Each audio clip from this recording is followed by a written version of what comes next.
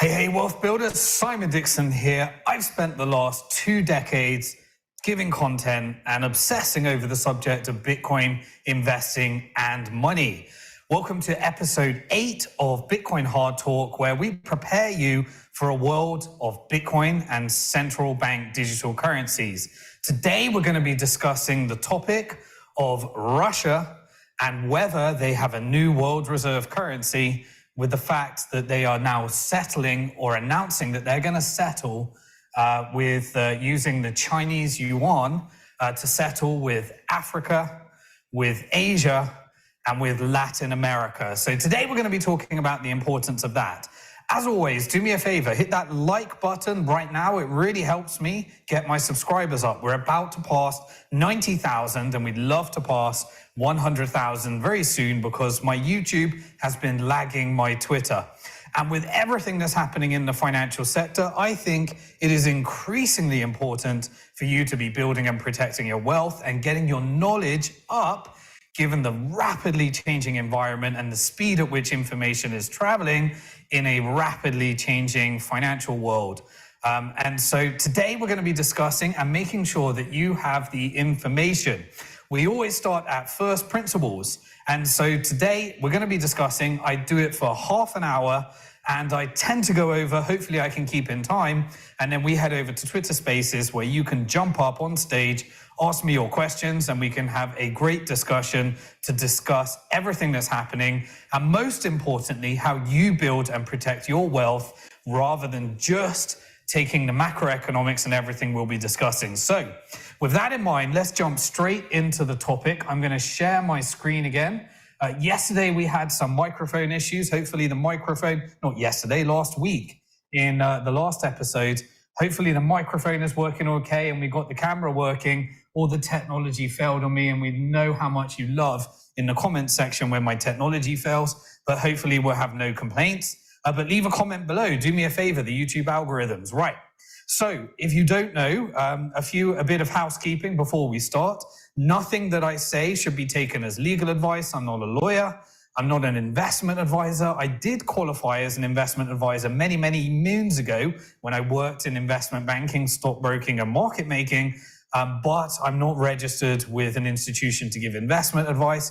And we shouldn't talk about the tax advice either as well, because this is just for educational purposes. I've been commenting on these subjects. I wrote the world's first book that covered Bitcoin. And it also in 2011 shared how we transition to a world of Bitcoin and central bank digital currencies. As always, before we get into the topic, this is for educational purposes, but we are currently in the midst of a lot of financial uncertainty within the banking system. So just as housekeeping, understand the rules of how shows scheduled in for Bitcoin Hard Talk. But I always like to remind you of previous content. I've been doing this channel since before Bitcoin started. You can see me way back presenting at the first Bitcoin conference. But nobody, and I mean nobody, should have more than 250K at a bank or the equivalent that is insured in your country. Now, not every country has even insurance. In countries like the UK, I think it's £85,000. In countries like the US, it's $250,000. And really, you shouldn't have more than that, not financial advice, because the exact scenario that you'll be learning about, that I've been warning people about, that money at a bank is actually a speculation, but people don't treat it that way. Usually only businesses need more than that. And if you've watched previous videos, I shared about the Silicon Valley Bank scenario and why 97% of the deposits had more than 250,000, because it was mainly focused on business. So if you don't want to be exposed to banking risk, then you can just simply do the conservative thing, which is purchase a money market fund, which tends to invest in products that don't have bank exposure. Or you can just go for 3-year T-bills, which is the strongest government credit rating, lending money to them, and is not held at a bank. And that's what essentially FDIC does. They have insurance that they pull together and they hold it in treasuries. And 3 months T-bills is the equivalent if you have over $250,000 in US dollars. Now, obviously, most people that are at that stage should be investing. The way that I invest is I have three buckets: a bucket for the US dollar rolling over what I call the world's largest regulated Ponzi scheme, a change of empire bucket, which is gold and my gold portfolio, and where I have an exit from the traditional financial system, which is my Bitcoin portfolio. I've covered it many more in previous videos, and I'll keep covering it in future videos as well. I separate my savings money from my spending money, from my investing money, and from my money for contributing, growing, and doing what means a lot to me in the world, which allows me to not work because I have to, but work because I choose to, where I can give you content based upon the contribution that I love to give to the world. So those are my foundation principles. We're going to be launching a lot more solutions in the coming months through how to build and protect your wealth, and making sure that everybody in these uncertain times has the foundational knowledge and just really the principles so you can integrate it into your own life. We look forward to sharing more of that. Our team have been working hard, very hard.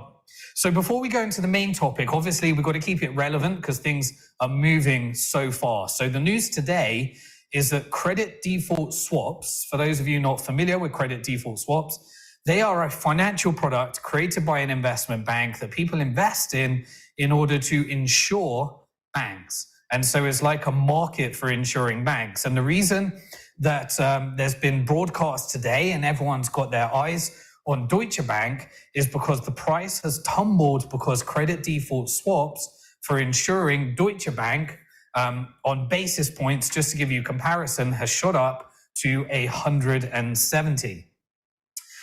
That is obviously off the back of the news that's what's happening in Switzerland, which was off of the back of the news of what's happening in America with the US banking system, and all of the backdrops and the emergency action. And the US Treasury and various officials and three-letter acronyms are all meeting right now in an undisclosed meeting in order to discuss the financial system and the implications. So that's causing a bit of uncertainty. Deutsche Bank is the largest bank in Germany, which is a major economy.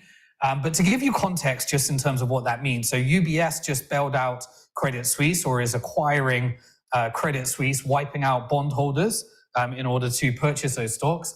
And their credit default swaps are about 111 at the moment. Barclays, one of the largest and oldest banks in the UK, is at 111 as well to insure that bank. Bank of America and the large US banks are 108. Citigroup, the largest bank in America, 104. Wells Fargo, 94. And JP Morgan, considered one of the safest and largest banks in the world, and really was the lender of last resort before the Fed was created, the Federal Reserve Central Bank, is currently insured at 71. So that gives you context. And the French bank, BNP Paribas, 67. So they're considering this is the cost of insuring those banks. So Deutsche Bank has a big spike, and everybody's eyes are on what is going to happen in the European Central Bank. Remember, Switzerland is slightly different. It's not quite in Europe. It's got its own safety, and it's traditionally the Swiss franc has been a flight to safety because of its non-involvement in geopolitics, but obviously rapidly changing environment as you have these two-tiered banking systems like Switzerland, and same in Germany as well. So we'll see what happens. Right, back to the primary topic. So Russia made the following announcement, and hopefully you can hear, I'll play a little video so you can hear it in real time. And this video was announced from President Putin on their really a move and indication. So let's see the announcement right now. And this is what we're going to be taking a big dive out into while we get into some of the minutiae, micro details. Я уже говорил, уже 2/3 товарооборота между нашими странами осуществляются в рублях и юанях. Мы за использование китайских юаней в расчетах между Российской Федерацией и странами Азии, Африки, Латинской Америки. Okay, so some people think that this is a big, fat, nothing burger. But I'm taking a step out, and I've obviously been writing my book, my 2023 version. The last one I wrote was 12 years ago when I prepared people. It was the first published book in the world to include Bitcoin and prepared people for a CBDC world. It wasn't called a CBDC at that time. But I'm looking at the big macro trends so that I can be prepared and I can hedge myself for all different scenarios. So I can, look back and be calm no matter what actually happens. So the announcement is what some people believe to be a big fat nothing burger, but I believe to be a general trend that comes together with all the different macro trends, is that Russia has announced that they're going to be settling Chinese yuan with essentially 85% of the world that is trading with Russia. Now, Russia is a big commodity country with oil and wheat being its two biggest factors. And we also know that it's involved in conflict with Ukraine at the moment, which potentially is escalating into a NATO escalation. And China has, been trying to remain neutral, but it's got a long-term partnership with Russia, which has been many years in the making. And the fact is, we need to look at these macro trends in order to understand this. So Asia, Africa, and Latin America, three vital parts. If you look at it on the map, we circled them there, that is trading partners with Russia, and they want to settle in Chinese yuan. So most people are stuck in the world of their existing paradigm. So because really, on average, fiat currencies collapse every 27 years, but empires change every 100 years, most of us have never been through a change in empire. And a change in empire tends to happen where the economic trends happen, and then the currency changes within a 10 to 20 year decline. That's what happened with Britain. That's what happened with the Dutch Empire prior to that and previous world reserve currencies. Now, it's not an exact science. We can't predict exactly what happens, but you all know that I believe that we will see in my lifetime, I'm 43 years old now, a change of world reserve currency, and the pace at which that can happen in a technological driven world can happen at a faster rate than historically has happened. And so obviously the US has come out and they say their defense, that they believe that there's no risk to America being the world reserve currency. And of course, that is true by our existing paradigm. If you look at all the statistics, people are seeing the US dollar as a flight to safety. I still use it. As I said, I have my dollar portfolio, but I also have my portfolio for a change in empire and my portfolio for an exit from the traditional financial system. So America, of course, sees it as no threat, but they had to put the announcement out there. So how, in order to make a prediction on what it might be and why I come to this conclusion, we need to understand the cycle of the US dollar from when it was the Great British Pound, was the longest standing world reserve currency in history for approximately 350 years, which was a complete outlier. And the previous one was the Dutch guilder, based upon its gold backing. Look, US dollar is in its cycle in order to understand it and its rise to becoming the most important currency that we have today. So the rise of the US dollar really started, from my perspective, in 1919, after World War I, where the US was funding much of the winning side's war efforts without destroying their country and putting itself under severe debt. And what happened at the end of the war was there was a negotiation, a monetary renegotiation called the Treaty of Versailles. And the Treaty of Versailles essentially allowed the losing side in World War I to have to renegotiate their debts and pay in the only currency that people trusted at the time, which was gold, to settle reparations for the winning countries. And so this ended up with a large supply of gold ending up at the newly created Federal Reserve, which was launched in 1913 after many, many battles and many failed, two failed central banks in the US, and really wars being fought internally over whether they would allow a central bank to control the currency, because it's unconstitutional by the first Constitution of the United States. So anyway, the Treaty of Versailles led to a big injection in gold because they were the most productive economy that was funding, and they ended up with a big chunk of gold. Now that takes us to World War II, where America essentially did the same thing.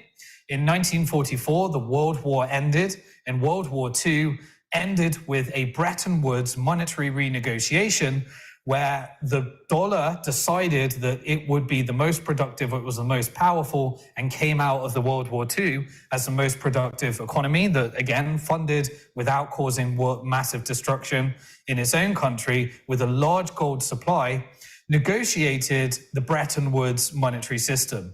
And in that system, they said, hey, everybody, John Maynard Keynes, a British economist, was trying to launch a world currency, Bancor, that didn't come through, and Hoover, negotiating for the US, managed to get it where they would promise to convert the dollar into a fixed amount of gold, and then everybody could convert their currency at a central bank into the dollar. So everything became pegged to gold based upon that relationship. And the International Monetary Fund was created in order to facilitate those interbank connectivity. Now, several trends transpired that ended up with a lot of the US gold supply being depleted as a result of this gold standard. And as more and more gold left the US and its reserves, in 1971, in 1952, one trend we had before that was that the IMF was also extended in order to launch what was called conditional loans. And conditional loans was the way of getting dollar more and more important in the world. So because it had the fastest growing, most productive economy, became the center of capitalism, really copied from the Dutch Empire, that the British copied capitalism as we know it today. And then America created the world's largest capital markets. And they started spreading dollars around the world through the International Monetary Fund through these conditional loans, where essentially you could take a dollar loan, but it was conditional upon meeting their economic conditions. And that became predatory, where you had to spend the money back into the United States through their suppliers. And if you've ever read a book called The Economic Hitman by John Perkins, you'll understand a bit of a history behind how the IMF dollarized the world and became very predatory. Because of that, much gold was leaving, and they had to renege essentially in 1971. We're missing 1971 here, which was the Nixon shock. So the Nixon shock decided that it would remove the convertibility of the dollar to gold and reneged on the Bretton Woods Agreement. But at this point, dollars were out in the world, and we entered into the fiat currency world that we experience today, which today is approximately 50 years since 1971, 52 years. And it was a slow decline, really, when in 2001 we had the Patriot Act, the creation of the Financial Action Task Force, and really this was the start of the US dollar losing a lot of its utility because of its anti-money laundering, war on terrorism, where people could essentially no longer, the utility of money started to decrease, a war on cash, in order to combat, whether you think that's right or wrong, but it started to ruin the user experience of money as people could no longer really own it, and it became more onerous to hold it at a bank. They couldn't quite spend it because they had to provide lots of documentation, and you were more a criminal until proven innocent to spend your money, especially in the global outside of the US. Started the slow depletion of its utility, but at the same time, it was the best of a very bad bunch. But in 2022, when Russia invaded Ukraine, they call it their special military operation. The NATO version of that is an invasion. I'm not trying to get into left and right or east and west politics here. All war is bad from my perspective. It was weapons of mass destruction that were combated by financial weapons of mass destruction. The people are the innocent. The governments are the one raging the wars based upon these geopolitical trends. But America decided to sanction and confiscate the dollars that were held at the Russian central bank belonging to the Russian central bank, which created a shockwave and a fear that you can no longer own your dollars, spend your dollars, and they could be confiscated at will. And there was excessive money printing as a result of trying to save its financial system and rolling over, which led to the inflationary trends that we're experiencing right now after a pandemic and everything that we experience right now. This, I believe, is the end of a debt cycle at some point in our lifetime. Now, I'm not saying to you that you just rush hour that is suddenly going to go, because you can go broke waiting for the Ponzi scheme that I call the US dollar, the debt-backed monetary system, that will be replaced by another Ponzi scheme. But this is where I came up with my forecast of the inevitability of a movement towards deleverage and central bank digital currencies. So let's start to have a look at these trends. So what does a world reserve currency change actually typically look like? Well, it is normally, it happens when you're taking on so much defense, and US has the most defense spending in the world. But if it becomes unprofitable, where your debt to GDP is increasing at such a rate that you have to roll over your debt at a and increase your debt ceiling, because the cost of defending the empire and these 100 military bases across the world becomes unprofitable, and you have to function it upon debt. So excessive defense spending is normally one of the big telltale signs. Obviously, inflation in order to pay your debt. So you have to print money in order to roll over, because all money is backed by debt. You have two rules in the system. If you want to have more money, you have to have more debt, or if you want to have more currency, you have to have more debt because of the fractional reserve system.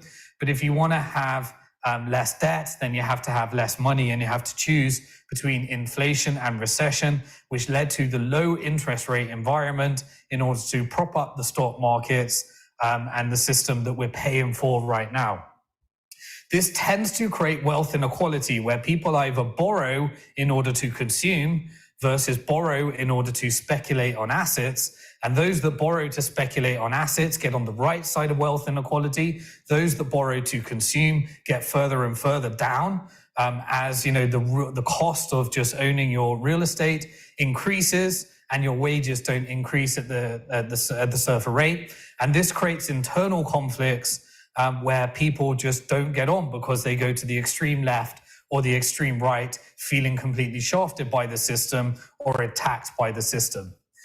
This can lead to either flights of capital to other countries and investments to other countries, or it can lead to excessive debts in order to roll over that leads to financial crisis and currency wars that we're experiencing right now. Now, these different wars and these different trends are all conflating together and causing lots of speculation, where lots of people will have different thoughts and different views on what happens. Now, you always know that I like to relax. I like to be prepared for all outcomes. I've got mainly wealth creation through an exit of the system, preparation for change in empire, and a portfolio that would benefit in the existing status quo. Because I believe that there is a big jet, which is the central bank digital currency. So somebody that sits on the side as being from a previous empire, British, that doesn't really align as a patriotic to a country. Really, I just don't really identify as being aligned to a country, but living, and experiencing China and experiencing time in America, I'm able to sit back in a bit more of a non-biased way and try and look at the trends. And so I'd like to try and help you understand really that the version of China that you experience on Western TV is very different to when you're in the country. And so I'd like to tell you my key differences so that you can understand why this Chinese yuan settlement, what it is and what it means. So firstly, whereas the US operates and most Western banking systems operate off a too big to fail system, where those that control money that are closest to the central bank can gain access to the cheapest form of credit and play an arbitrage in the system. And we saw the banking system almost blow up because people started to get that speculation wrong. China operates off a slightly different philosophy, which I call too big to be capitalist. And what that means is that you essentially have, whereas billionaires can rule America with crony capitalism, billionaires just become a part of the government in the Chinese way. It works off because the Chinese Communist Party is in charge, but they also created one of the largest growth stories by allowing for the equivalent of state capitalism. So at the state level, you have capitalism, but once you get to a unicorn status and become a multi-billion-dollar company, you kind of merge with the government through the China Communist Party, and they do not allow billionaires to become more important than governments. Whereas in the US, you have crony capitalism, where the bigger you go, the more you can use the government system and get the best of both worlds, which is what we see in banking system. This is where an understanding of Hong Kong and Taiwan becomes really important. So what my observation was, as somebody that lived in Hong Kong, is that China was essentially the British people through the Opium Wars and HSBC trying to get China addicted, the British people trying to get China addicted to opium through trying to secure some of their silver supply by taking over India, ended up stealing Hong Kong from China through an invasion. That led to a negotiation where there was the British set up there and British culture was installed. But after a lease and a time period, it was going to be returned to China, which elapsed. And this really is because China likes to have capitalism and full trade and full capital markets on a little corner of their country, but they like to do the main part of the country their way through complete control, which is the China Communist Party once you get to the larger side. Taiwan became really important as well, and they believe in reunification, one China, but they have this corner of very important trade capitalism and technological innovation that's very, very important to the future of China, because it is manufacturing a massive chunk of the semiconductor chips, which are the key to the technology race that's happening right now to power artificial intelligence, big data, and big technology, and big computing and big data. So the China way is really that. So why and how would and could the Chinese yuan become a world reserve currency? Now, I personally believe that technological innovation will mean that this may be, if we get the change, the final change to a government-controlled currency, because I believe there is a bigger technological change, which we'll cover in future videos. But this is typically how it happens. So the history of Taiwan, US, Russia, China dates back to, again, World War II, where essentially China and Russia were not really seeing eye to eye. And there was internal civil wars within China where you had the China Communist Party and the China National Party. The China National Party declared itself as China through Taiwan, and the China Communist Party was essentially the one China. But Mao, in charge of the China Communist Party, started to form an alliance with America, and America had to agree to look after Taiwan and really defend it as part of its negotiations as we moved from the wars and conflicts between China, Japan, and the various forces that be. Over time, Russia and America started to put together their strategic relationships, and this started to lead to China manufacturing most of the world, with US consuming a big chunk of that. And they had the capital controls whereby whenever big companies would receive dollars, it had to go through the People's Bank of China, the Central Bank of China, and then those dollars could not leave the system. And so it really ended up with them, US exporting its inflation to China by printing more and more money. And then we had this symbiotic relationship between what's known, what later became called Chi-America. Now, obviously, what did the PBOC do with those? Well, it lent those. It didn't want to just put it in a bank, obviously, as we've experienced. It would instead invest those dollars into US treasuries, and $4 trillion later, after trade, China became the largest lender and purchaser of US treasuries. creating this symbiotic relationship. They also divested many of those dollars into gold and created much, much larger gold reserves than is currently being reported because it is done through larger companies that are connected to the government, creating one of the largest gold supplies in the world and one of the largest accumulations to hedge against this environment. Then it launched its equivalent of the IMF, its Belt and Road Initiative. And its Belt and Road Initiative was to launch loans across Africa, Asia, Latin America, in order to support them in infrastructure building and learn from the strategy of the IMF, make those big loans, tie them to taking those loans in Chinese yuan, and really building strategically important relations and outpace the growth of the International Monetary Fund. And at the same time, invest in large technological infrastructure. So it has been outpacing the rate of innovation and investment in America, which is why Silicon Valley was so important with the collapse of Silicon Valley Bank and really became a national security risk in order to try and save those banks. Hence, you got the Ponzi economics to backstop those so that then the US banks could come along and acquire it. But the Chinese government, they really don't have the same system. They have a culture of the large companies being, merged into governments culturally, so it can happen at a lot faster pace. And because of that, the Chinese government is investing at a faster pace in AI, big computing, big data, with a surveillance state that has been built in the US and China. Obviously, the US surveying globally, but China more surveying within its population. And it becomes a very controversial thing because of the constitutional rights of America. But in China, it's culturally a bit more accepted, so it can outpace the rate of investment in these technologies.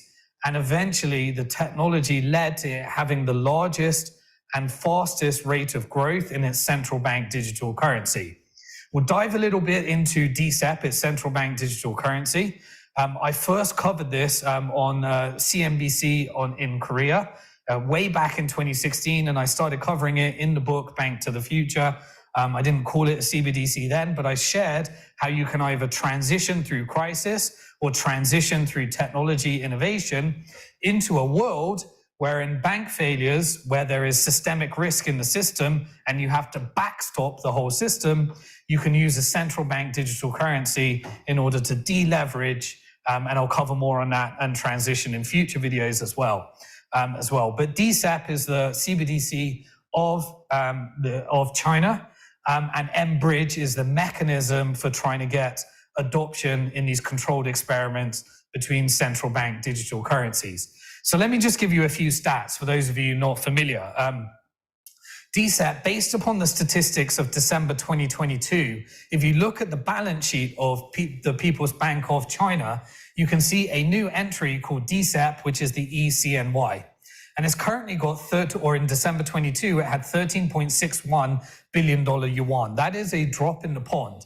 It's approximately 0.13% of the amount of Chinese yuan in circulation. But already it's pretty much had its war on cash through its private company that becomes part of government, WeChat Pay and Alipay, and it was really leading financial technology in the digitization of money a long time ago.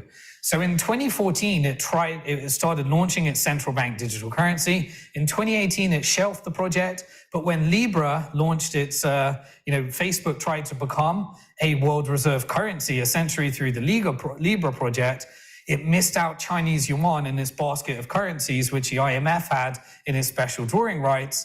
And because of that, China started to accelerate its growth and investment in central bank digital currencies and launched DCEP and has been slowly progressing it.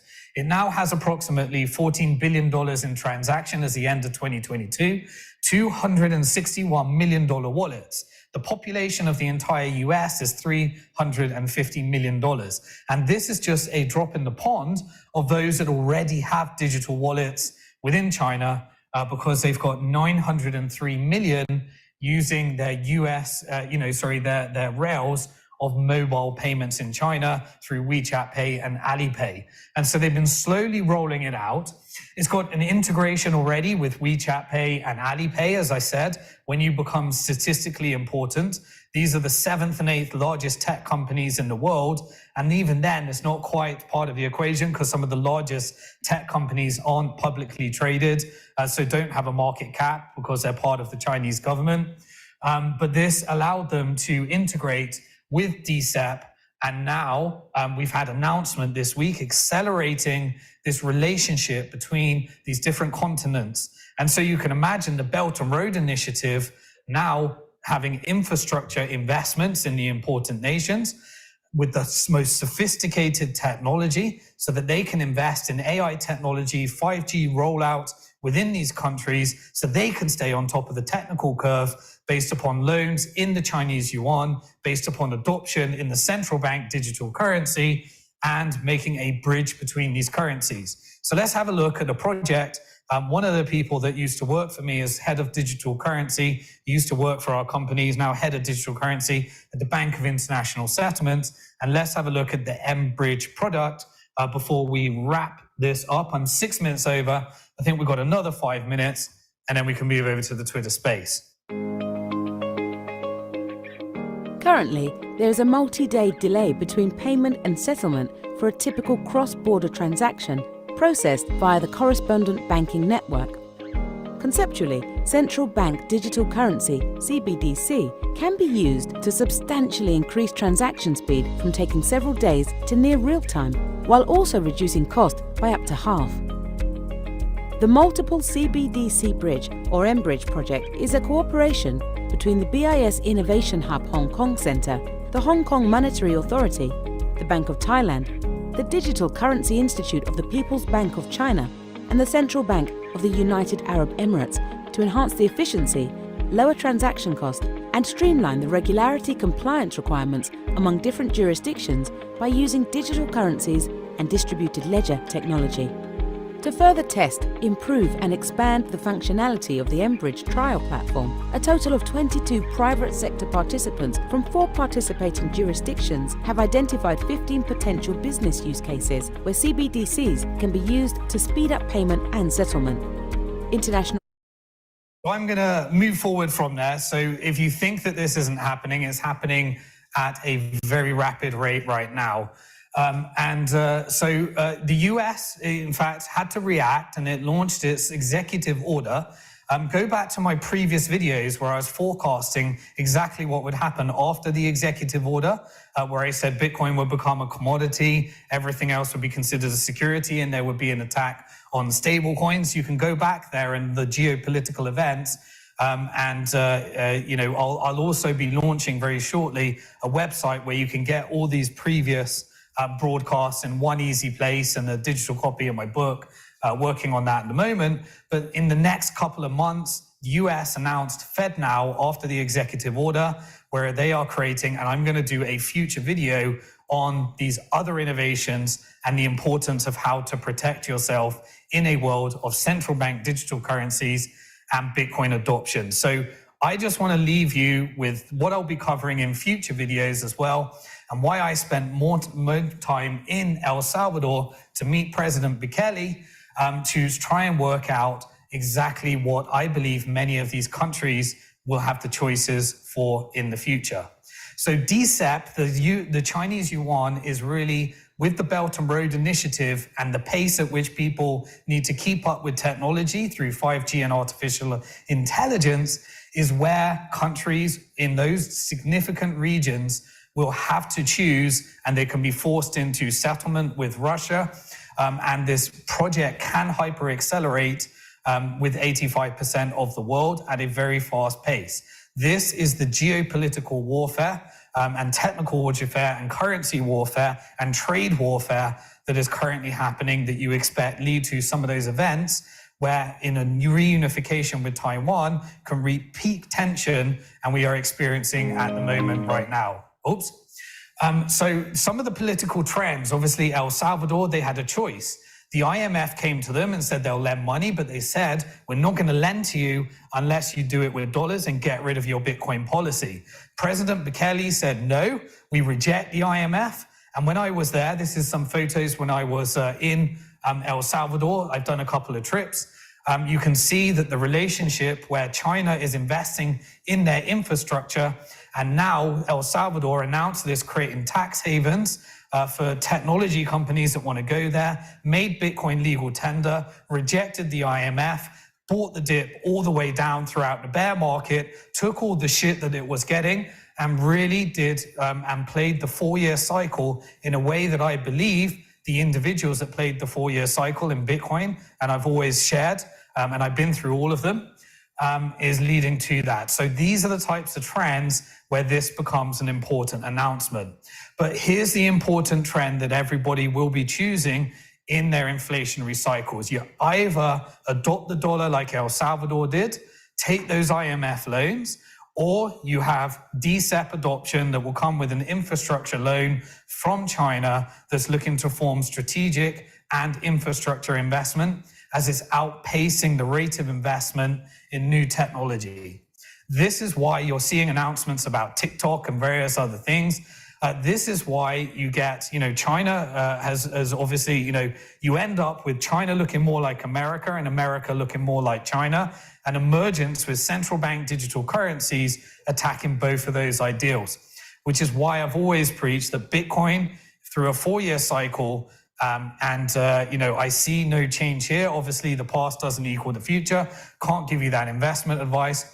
But this is why I've always talked about you have to prepare for a world of Bitcoin and central bank digital currencies. And so now let's head over to Twitter Spaces so you can see the importance of this relationship. If you enjoyed this, I've got the next 3 weeks of content that's going to continue upon this so you can understand and interpret all of the different opinions that you get. If you enjoyed this, do me a favor. We're about to hit 90,000 subscribers. Hit the subscribe button, hit the bell symbol, hit all, and YouTube will notify you each and every time we go live. You can see the next 2 events that we're doing each and every Friday on Bitcoin Hard Talk.